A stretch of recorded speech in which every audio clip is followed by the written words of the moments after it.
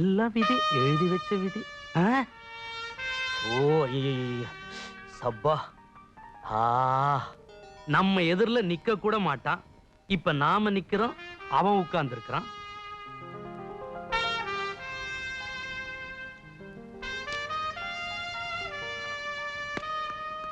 யோ யோ, அமாவாசை.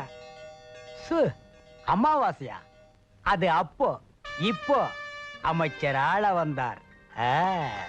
சோழ வந்தான்ல, சோத்துக்கு லாட்டரி அடிச்சிட்டு இருந்த. இப்போ ஆள வந்தார் ஆயிட்டியா? ஆமா, அமைச்சர் ஆள வந்தார். ஆள வந்தார். விஸ்வநாதா, உட்கார். பேரு சொல்லி கூப்பிடுறான். ஏயா நிக்கிற? ஐயோ, உட்கார்லனா ஏன்டா நிக்கிறேன்னு கேட்டுருவான் போல இருக்க. இத வந்துட்டேன்.